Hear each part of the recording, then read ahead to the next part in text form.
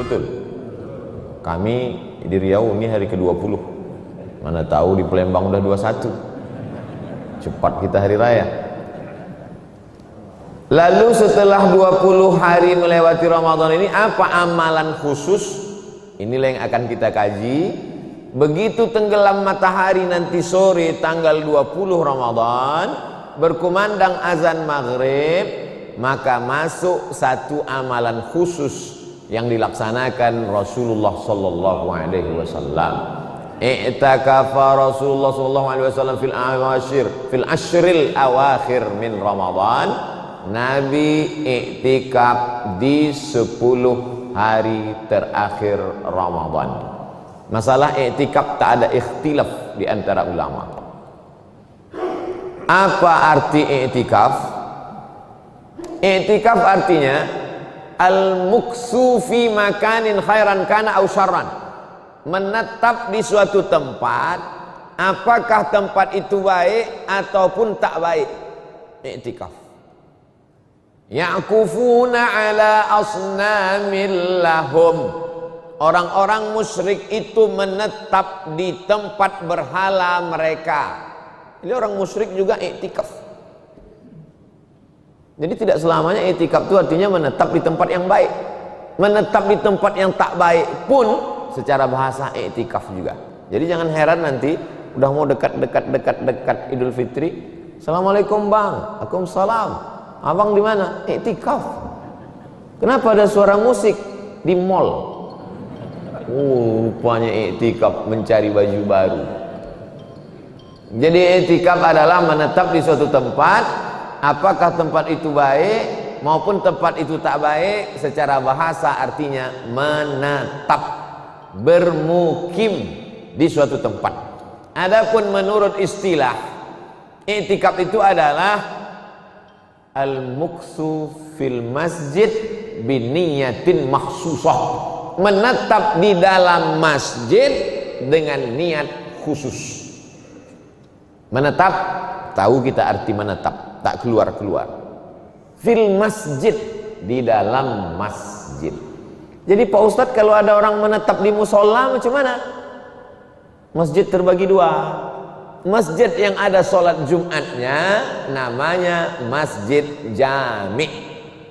Ini masjid jami ini, karena ada sholat Jumatnya. Dari mana Ustaz tahu ini ada sholat Jumatnya? Ini mimbar. Ada masjid subuh ada berjamaah, zuhur ada, asar ada, maghrib ada, isya ada, tapi sholat Jumat tak ada. Maka namanya masjid saja, tak ada jami'nya.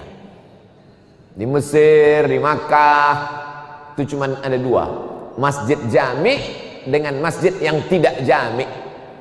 Di tempat kita menjadi 7, Masjid Raya, Masjid Agung, Masjid Besar, Surau, Langgar, Musola, Masjid Islamic Center. Jadi kalau ada di dekat rumah kita surau, langgar, musola, maka di situ boleh melaksanakan i'tikaf, karena yang namanya masjid adalah sholat 5 waktu berjamaah. Bagaimana dengan masjid yang ada di kantor? Masjid kantor tak ada 5 waktu. Masjid di kantor tuh hanya zuhur, asar, subuh ada security, tapi tak sembahyang subuh.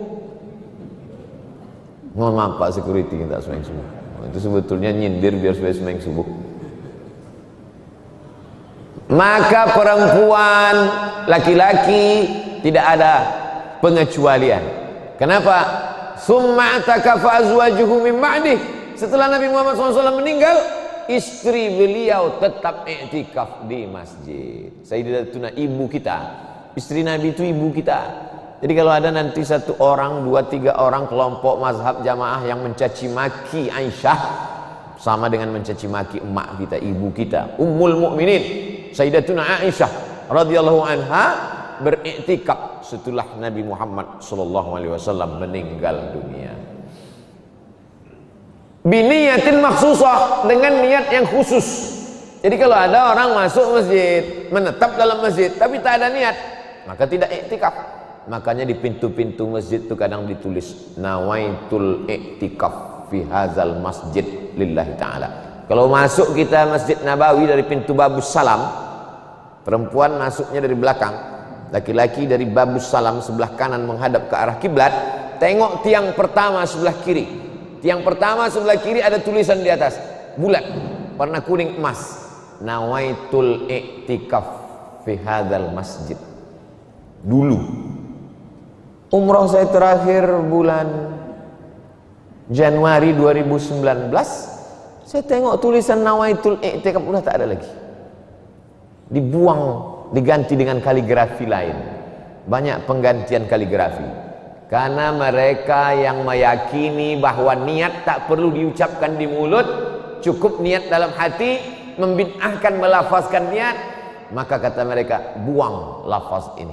Saya kalau pergi itu kaligrafi itu saya tengok tuh tulisan-tulisan itu saya tengok. Di masjid ini bersih. Ada tulisan wajib menggunakan masker. Kaligrafinya di atas. Makruh hukumnya membuat tulis-tulisan di bawah menurut mazhab Maliki karena menyibukkan orang yang sholat. Sholat itu kan mata menengok ke tempat sujud Pak Ustadz. Mazhab Syafi'i yang sholat menengok tempat sujud. Mazhab Maliki sholatnya menengok ke depan. Karena bunyi ayatnya fawalli wajhaka syatral masjidil haram. Hadapkanlah wajahmu ke Masjidil Haram. Maka sholat mereka menghadap Masjidil Haram. Tiba-tiba ada kaligrafi di depan. Cantiknya tulisan ini. Siapa lah yang menulisnya? Itu maka masjid ini tak ada kaligrafi. Dibuat di atas. Karena tak mungkin orang sholat nengok ke atas. Buatnya. Wasiqal ladzina kafaru ila jahannama zumara. Orang kafir nanti digiring, dikerangkeng, dibawa ke neraka jahanam. Hatta idza ja'uha, begitu mereka sampai ke pintu neraka, futihat abwabuha, dibukakan pintu neraka. Wa qala lahum khazanatuha, berkatalah penjaga pintu neraka, alam ya'tikum rusulun minkum, apakah belum datang kepada kalian nabi-nabi, rasul-rasul? Yatsluna alaikum ayati rabbikum, yang membacakan ayat-ayat Allah. Wa yunzirunakum liqa'a yaumikum hadza, memberikan peringatan kepada kamu bahwa kamu akan mati dan akan berjumpa dengan Allah.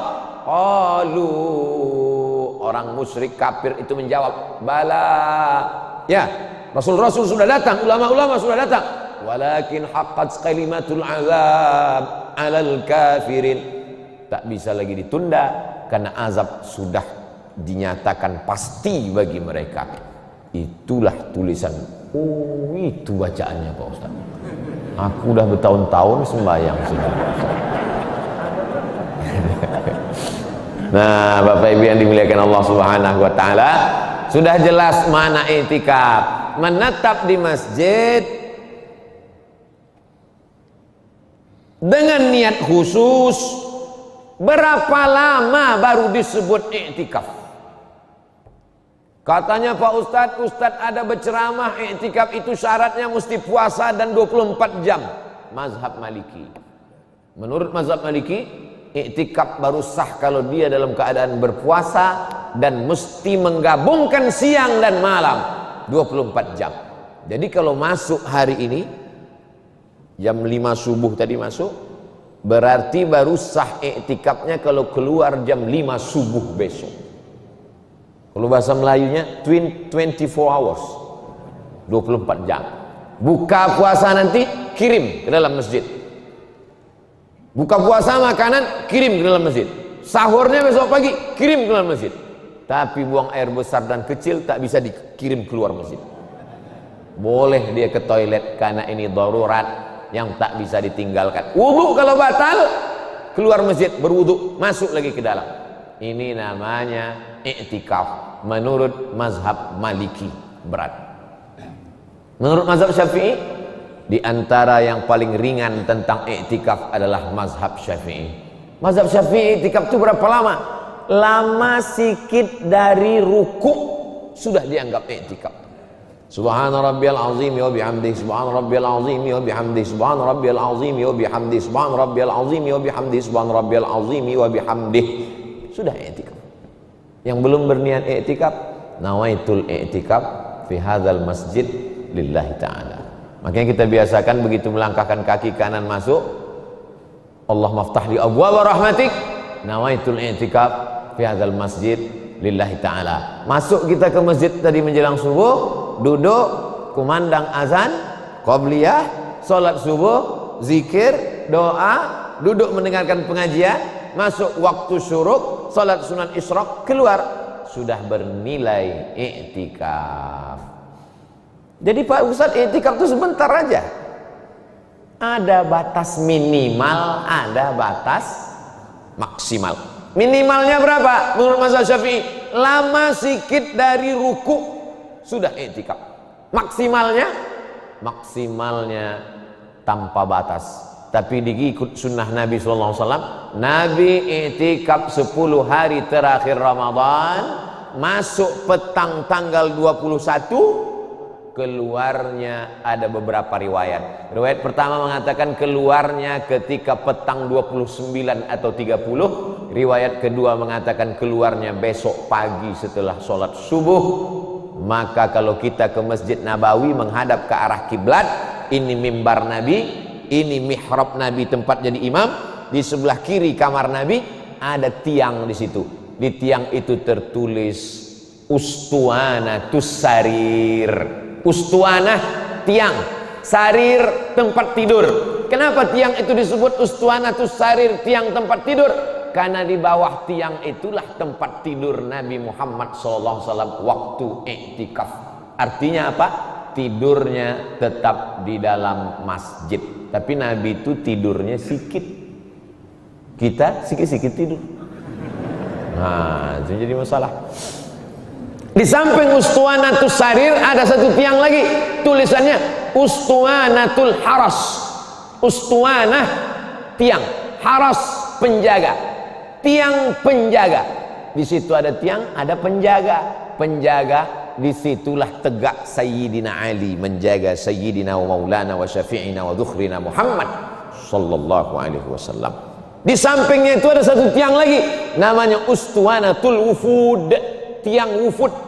Disitulah Nabi menyambut kalau ada tamu-tamu datang. Di tiang itu dia menunggu, dijaga oleh Sayyidina Ali. Jadi Nabi waktu i'tikaf itu tak keluar masjid sama sekali dari petang 20 sampailah pada malam hari raya Idul Fitri. Ini tiang, di situ kamar Nabi.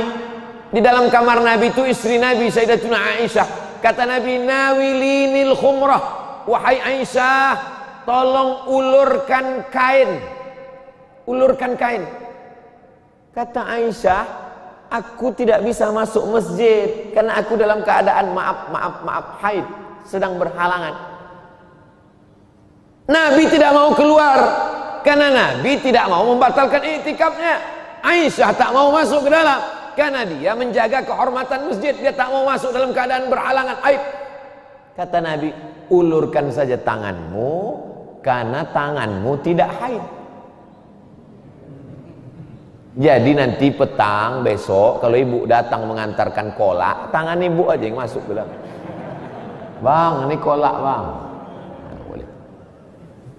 Nabi petang-petang diulurkannya kepalanya ke jendela, minta sisirkan sama Aisyah. Aisyah, sisirkan rambut aku. Kenapa Nabi tak keluar kalau sekedar menyisirkan rambut? Dia tak mau membatalkan i'tikaf. Kenapa tak Aisyah yang masuk ke dalam? Dalam keadaan berhalangan. Maka Aisyah menyisirkan rambut Nabi. Kenapa tak Nabi aja mengambil sisir itu sisiran sendiri? Karena Nabi mengajarkan begitulah mesranya Nabi dengan pasangannya. Ini sekarang banyak laki-laki ini, mau ku sisirkan bang, kata bininya. Dari kecil aku udah pandai sisir, tak perlu kau sisir-sisirkan. Nabi SAW. Jadi sisi kehidupan Nabi itu, kalau kita membahas tentang masalah i'tikaf, tapi berbagai aspek kehidupan dia dengan Sayyidatuna Aisyah radhiyallahu anha. Begitulah Nabi berada di dalam masjid. Nah, setelah kita paham tentang i'tikaf ini, lalu kemudian apa yang membatalkan i'tikaf? Yang membatalkan i'tikaf adalah kalau kita keluar masjid dengan sengaja. Orang yang bernazar i'tikaf 10 hari 10 malam, aku bernazar kalau sehat aku dari penyakit ini, iktikaf aku 10 hari 10 malam. Baru sehari pergi dia duduk, tak tahan, makan minum bandrek, batal iktikafnya, mesti dia ganti tahun depan. Karena syaratnya, maka jangan muluk-muluk berjanji kepada Allah SWT.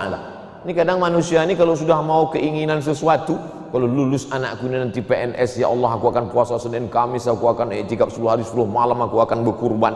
Begitu lulus lupa. Orang yang bakhil itu adalah menjanjikan banyak janji kepada Allah, ketika Allah sudah berikan nikmat dia pun lupa. Sedangkan kita beriktikaf, nawaitul iktikaf fi hadzal masjid, bukan karena syarat nazar, tapi karena lillahi ta'ala. Jadi Pak Ustadz, kalau batal wudhu kami, batal, masuk lagi ke dalam. Kalau ada Pak Ustadz anak kami mau ngantar makanan, suruh dia dekat. Tak bisa dia dekat Pak Ustadz, dia mesti menjaga sepeda motornya. Sepeda motor kan bisa dijaga, ini motor ini lain, kalau dimatikan mesinnya tak bisa hidup lagi, darurat dia tinggi. Tak terelakkan. Ad-darurat tubihul ma'zurat. Wala tubashiruhunna wa antum ma'akifuna fil masajid. Janganlah kamu berhubungan, maaf, jangan kamu berhubungan ketika kamu sedang iktikaf dalam masjid. Apa maksud ayat ini? Mana mungkin orang berhubungan suami istri, hubungan kelamin sedang iktikaf dalam masjid? Apa maksudnya? Ada orang rumahnya dekat dari masjid di sekitar. Kemudian setelah buka puasa balik dia dicolokkannya flash disk kejap. Kalau memang dia mau full iktikaf, maka dia mesti menjaga itu. Kalau memang mau full 10 hari 10 malam. Tapi kalau mau iktikaf kalong itu masuknya habis isya tarawih, habis itu habis subuh keluar, itu namanya iktikaf kalong, iktikaf malam. Ya boleh, tak masalah. Tapi bagi orang yang sudah mengazamkan diri, saya mesti iktikaf 10 hari. Jadi di Mesir Bapak Ibu, kalau sudah 10 terakhir itu masing-masinglah membawa kemah-kemah. Jadi di bagian belakang itu dipasang kain panjang, lalu kemudian dipetak-petak. Perempuan iktikaf tertutup di belakang, yang laki-laki ada kemah-kemah kecil dipasang di belakang. Mereka iktikaf 10 hari 10 malam, tak keluar masjid. Kita yang belum pernah melakukan, mesti ada azam niat dalam hati, sebelum aku mati hendaknya pernahlah iktikaf 10 hari 10 malam dalam masjid, insyaallah. Amin. Tercapai alhamdulillah, tak tercapai niat sudah disampaikan. Innamal a'malu binniyat wa innamal likulli imri'in ma nawa. Tak ada yang mesti dikerjakan, yang amat sangat penting mencari nafkah 9 bulan, 10 bulan, 11 bulan cukuplah. Dunia ini kalau dikejar tak terkejar-kejar, semua urusan ini tak habis-habis. Lau kana li ibni adam wadiyan min zahab, seandainya manusia itu punya lembah isinya emas semua, tak cukup. Latamanna ayyakuna lahu wadiyan akhar, dia mau minta lagi, kerja lagi, sibuk lagi. Walan tamla fahu illa turab, sampai mulutnya disumbat tanah. Alhamdulillah di beberapa masjid di Pekanbaru, di Jakarta, di Bandung, di Palembang, ada masjid-masjid yang menyediakan iktikaf 10 hari 10 malam. Singgah kami isi minyak pom bensin, masjid ini menyediakan fasilitas iktikaf 10 hari 10 malam. Makanan jangan pikirkan, ada yang mengirim, penuh ramai mengejar makan gratis,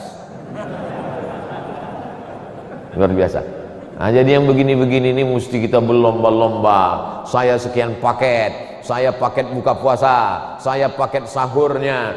Apa aja kegiatan kita selama iktikaf itu, maka selama iktikaf itu, kalau masuknya dari mulai setelah isya, habis sholat isya tarawih, habis tarawih witir, habis witir tadarus, lalu kemudian kultum pengajian ngaji, habis itu kemudian istirahat. Tidurnya mesti cepat karena nanti mau bangun iktikaf malam tahajud. Begitu tidur jam 10, 11, 12, 1, 2, 4 jam cukup tidur.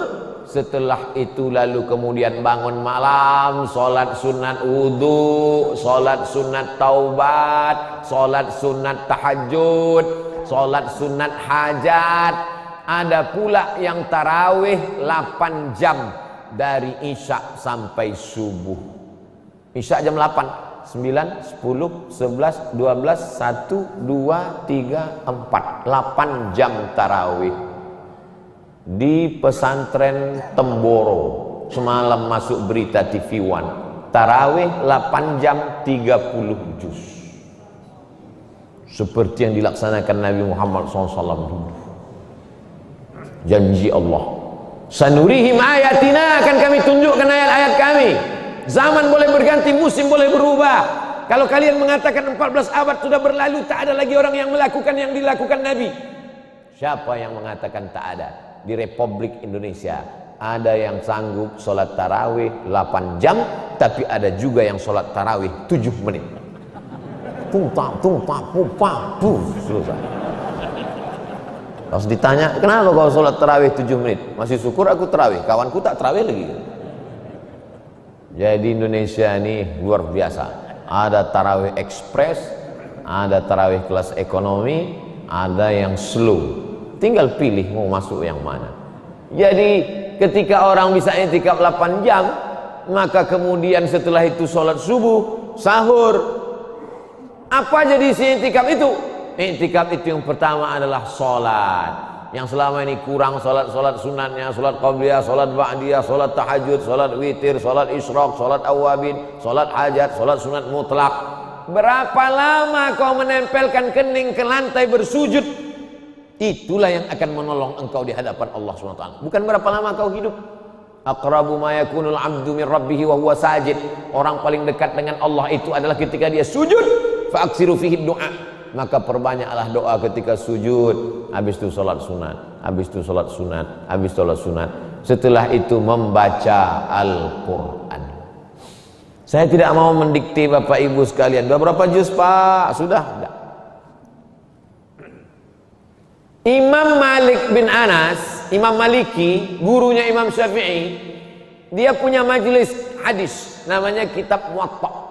Tapi ketika dia masuk bulan Ramadan, Kitab Muwatta ditutup dan dia lebih memperbanyak mengkhatamkan Al-Quran. Imam Bukhari khatam Quran sittina khatamah, 60 kali khatam selama bulan suci Ramadan. 60 kali khatam. Berarti selama 24 jam, siang malam, siang sekhatam, malam sekhatam. Satu khatam 30 juz. Satu hari berarti 2 kali khatam. Oh, enggak masuk akal. Masa bisa baca Quran satu malam khatam? Tuh. Bukan tak masuk akal, kau tak pernah membuat. Buktinya bisa dengan bacaan para hafiz penghafal Quran. Jadi bahwa para ulama itu dulu menghabiskan waktunya mengkhatamkan Al-Quran. Ada seorang ulama, cerita hidupnya dikisahkan oleh anaknya dalam buku berjudul Ayah. Ayahku sekali duduk baca Quran 5 juz 6 juz. Nama ayahnya Haji Abdul Malik Karim Amrullah, Buya Hamka. Anaknya yang bercerita itu namanya Irfan Hamka. Dia ceritakan bahwa Buya Hamka duduk baca Quran 6 juz sampai 7 juz. Ditanyalah oleh anaknya, kenapa ayah baca Quran 6 juz sampai 7 juz? Aku takut hatiku syirik. Syirik kenapa? Sejak emakmu meninggal, hatiku selalu mengingat almarhumah. Maka untuk menghilangkan itu kualihkan dia membaca Al-Quran. Orang selevel ulama besar hebat itu pun ternyata hati masih bergantung kepada manusia. Maka menghilangkan gantungan itu kemana? Gantungkan dia kepada Al-Quran. Sekarang orang banyak menggantungkan hatinya ke handphone, menggantungkan hatinya ke harta, menggantungkan hatinya ke benda. Maka di saat i'tikaf itulah kesempatan kita menghatamkan Quran sebanyak-banyaknya. Selama ini kalau di rumah mau menghatamkan Quran, ada aja yang mengganggu Pak Ustadz. Apa mengganggu Bu? Drama Korea.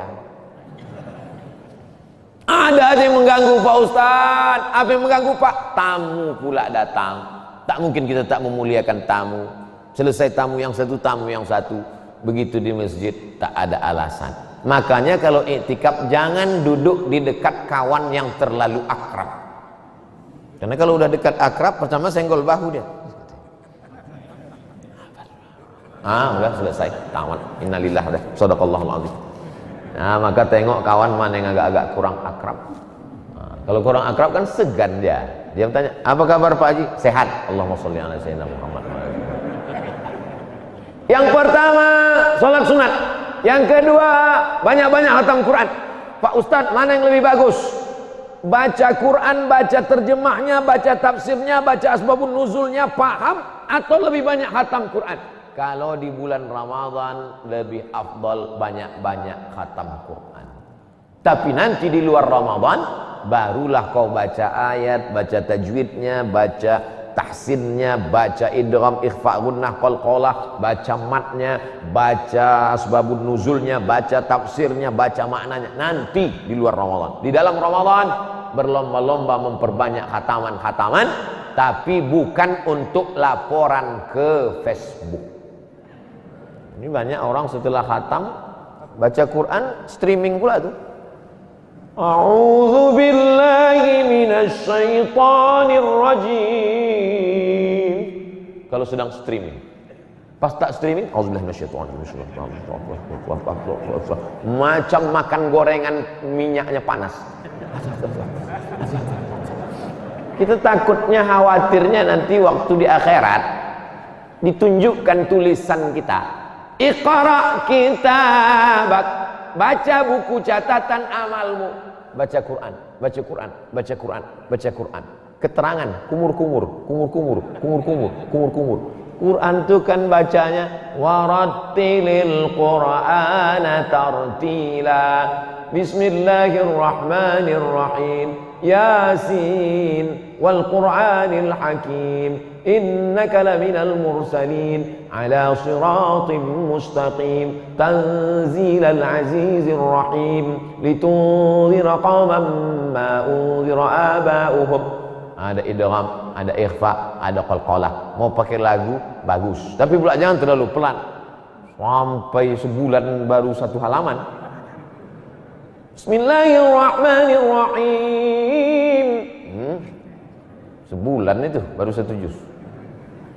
Lalu kemudian memperbanyak zikir. Aku tak bisa sholat sunat banyak-banyak Pak Ustadz, kaki sakit. Tak usah sholat sunat, duduk baca Quran. Duduk baca Quran pun tak bisa Pak Ustadz, sakit pinggang. Bersandar.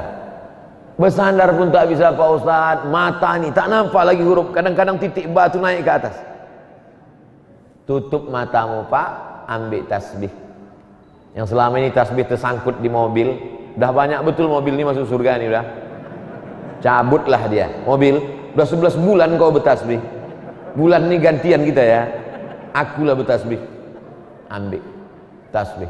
Afdalul zikri fa'lam annahu la ilaha illallah, la ilaha illallah, la ilaha illallah. Subhanallah, subhanallah wa bihamdihi, subhanallahil azim, subhanallah wa bihamdihi, subhanallahil azim. Abu Hurairah tidak tidur malam sebelum memetik alfa uqdah, 1000 petik, 2000 simpul. Disimpulnya tali panjang, simpul tali itu dipetik 2000 semalam. Subhanallah, subhanallah, subhanallah, subhanallah, subhanallah, sampai hilang tertidur. Sehingga banyak orang dulu mati meninggal dunia dalam keadaan tangan memegang tasbih. Gimana Pak Fulan dulu meninggal? Megang tasbih. Gimana almarhumah emak dulu meninggal? Megang tasbih. Macam mana si Anu meninggal? Megang remote. Nauzubillah. Ini semua adalah amal-amal yang kita lakukan selama i'tikaf. Amalan yang paling ringan adalah zikir. Zikir paling ringan.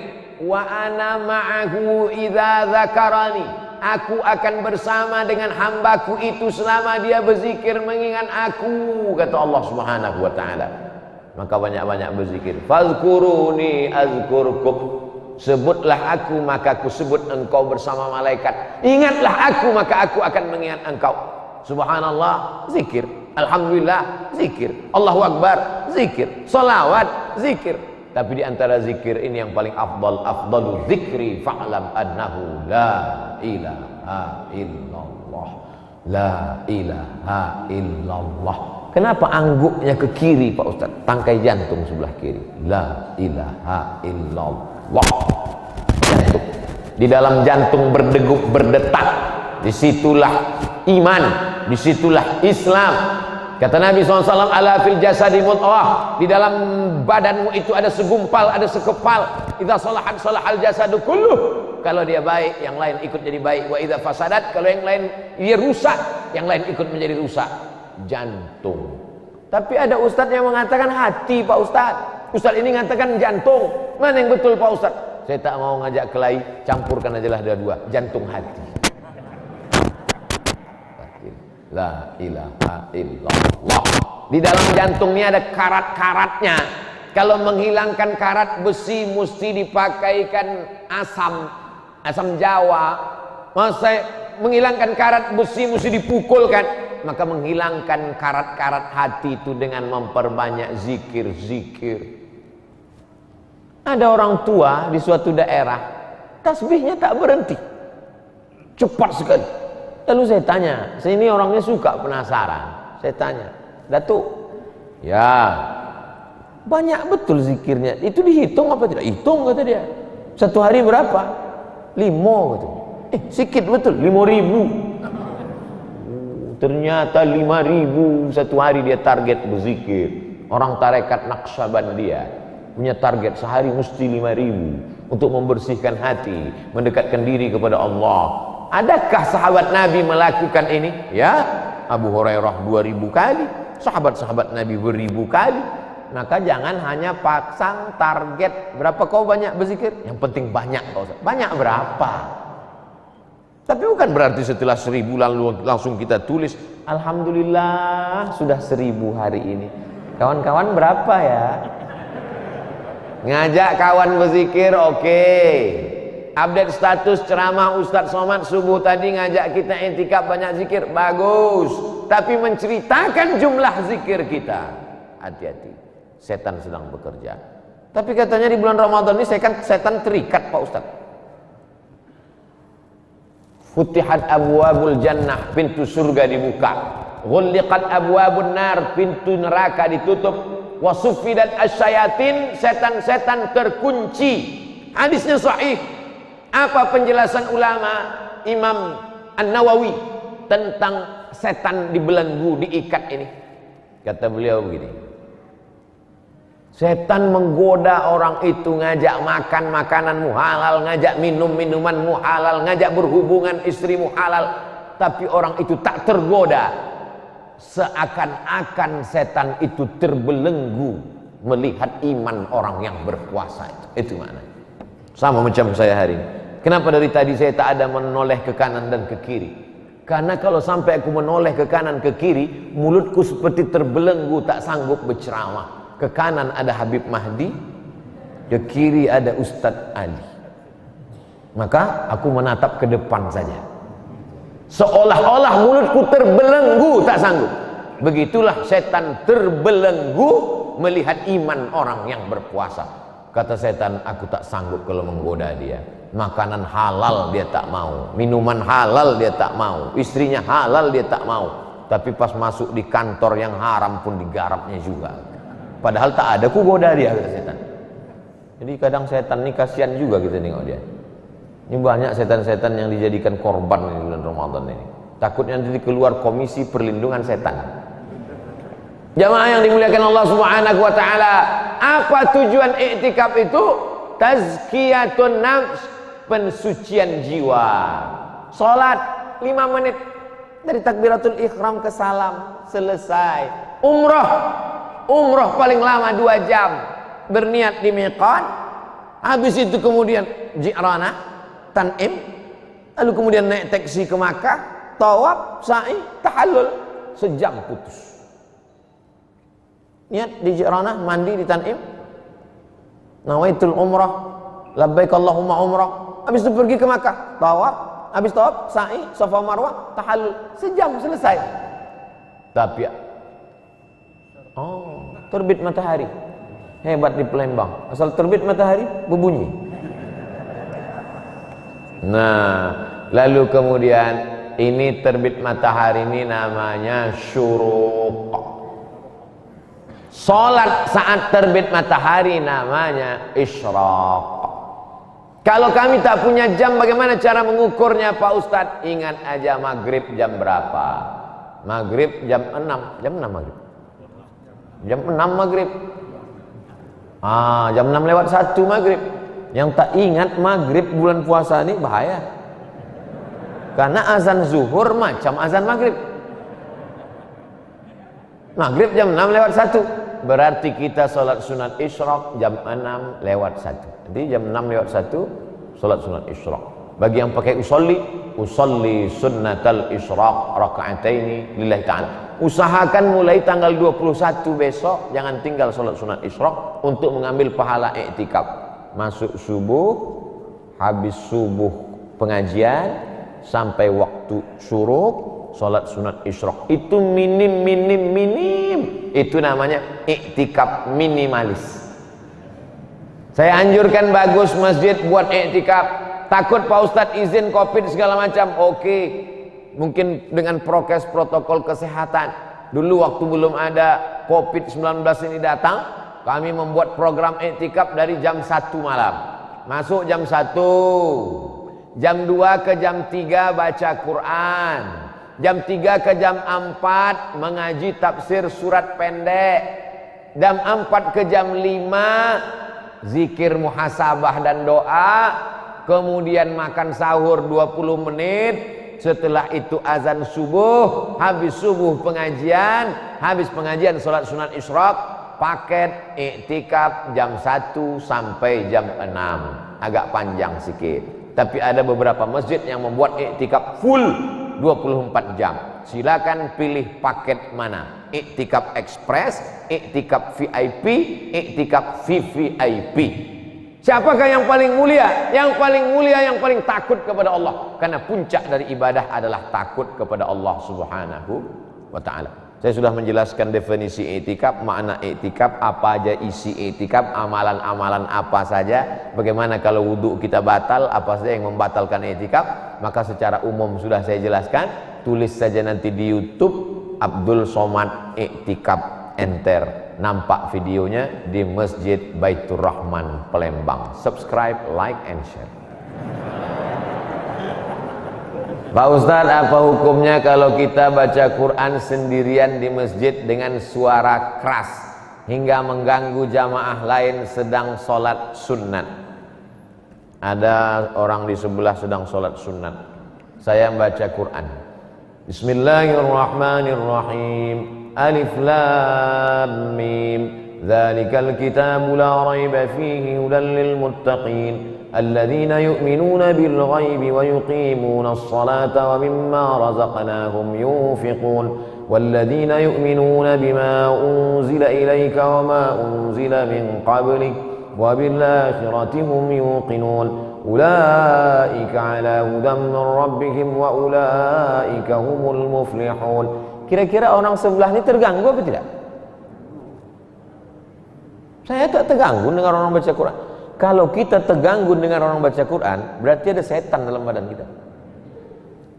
Yang terganggu itu kalau dia di sebelah, mulutnya ke wajah kita. A'udzubillahi minasyaitonirrajim. Itu baru. Yang orang baca Quran mana pula kita terganggu orang baca Quran? Jadi masalah terganggu tak terganggu ini bukan perasaan. Beragama ini bukan perasaan, tapi ada hukumnya. Halal, haram, makruh, wajib, sunat, sunat muakkad, rukun, syarat. Begitu.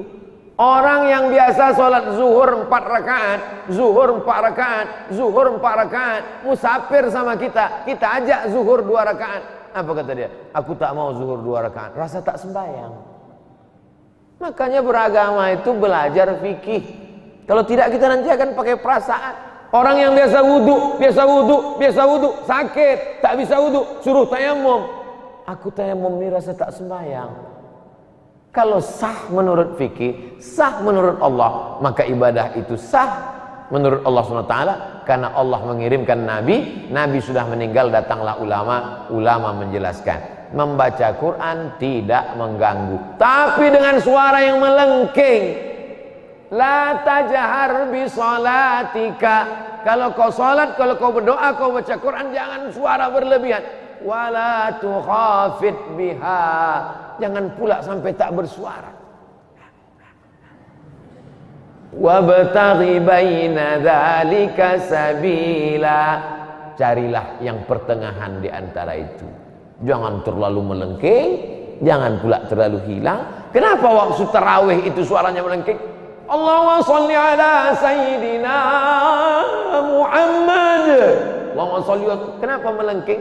Karena tekanan kolak 2 mangkuk tadi menekan urat-urat di lambung. Kalau sudah tegang urat perut, maka kendurlah urat mata. Itulah maka sholawat itu dikuatkan biar bangkit dia balik. Itu bukan tak ada tujuannya. Itu Ustaz buat-buat atau Ustaz baca?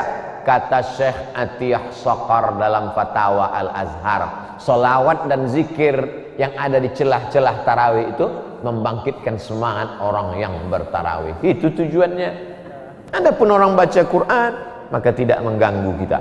Ada satu masjid tidak pakai mikrofon. Saya tengok, kenapa masjid ini tidak ada toanya, tak ada pengeras suaranya?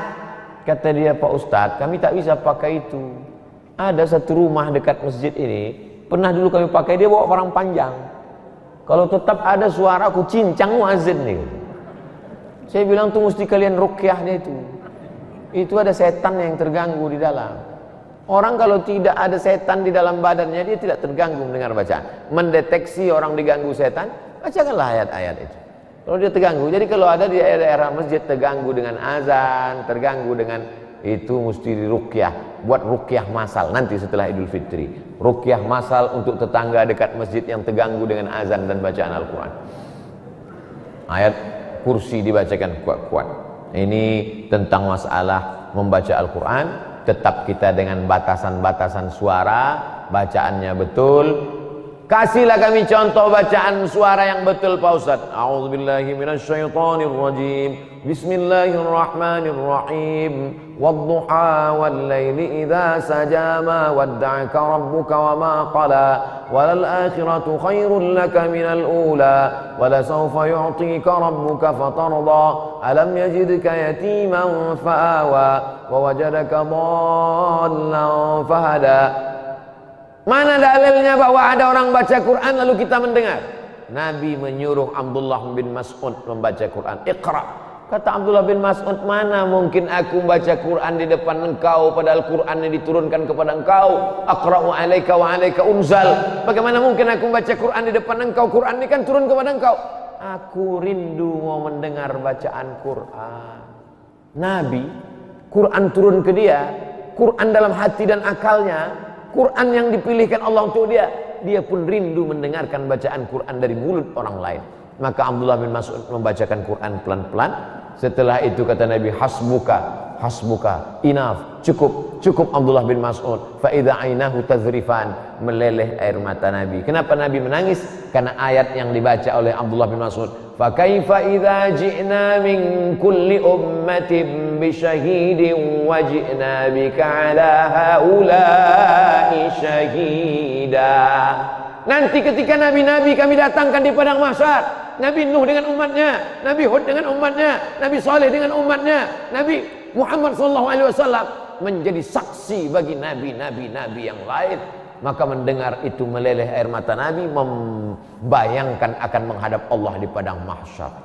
Jadi puncak dari mendengar bacaan Al-Quran adalah ketika menyentuh hati. Wa idza tuliyat alaihim ayatuhu zadathum imana. Saya mengajarkan tafsir, saya pilih ayat-ayat yang selalu dibaca. Bapak Ibu, pengajian kita malam ini tafsir surat Yasin. Kenapa? Karena umat Islam banyak baca Yasin tapi tak paham Yasin. Kita ajarkan tafsir Yasin. Khatam surat Yasin itu dulu buat pengajian. Sekarang kita pindah ke surat-surat pendek. An-Nas, Al-Falaq, Qul Hu, Inna Ataina, Wal Asri. Ada videonya. Kenapa Ustaz ajarkan tafsir surat pendek? Supaya yang biasa baca inna a'tayna wal asri kulhu paham dia makna yang diucapkannya itu. Bukan berarti kalau tak paham tak ada pahalanya. Membacanya aja dapat pahala 1 huruf balas 10. La aqulu alif lam mim. Alif lam mim tidak dihitung sehuruf. Alif sehuruf, lam sehuruf, mim sehuruf, wa likulli harfin asyru amsalihah. Setiap 1 huruf dibalas 10. Tapi alangkah indahnya kalau kita paham, kalau kita hafal, kalau kita amalkan, kalau kita ajarkan. Tapi semuanya berawal dari dengar baik, baca baik, paham baik, amal baik, ajarkan baik. Apalagi anak-anak kita ini santri-santri, para penghafal Quran luar biasa, berseragam. Anak-anak yang lain online, mereka offline. Hebat. Anak-anak lain dihidupkannya laptop, dipasangnya gambar dia, habis itu tidur deh.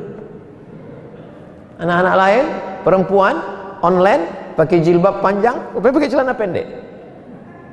Tapi mereka tetap datang ke masjid mendengarkan, mudah-mudahan menjadi anak-anak yang soleh dan solehah. Tahun 2040, 2050 mereka nilai yang akan menjadi pengurus masjid, kepala dinas, kepala badan, kantor, bupati, wali kota, gubernur di Sumatera Selatan.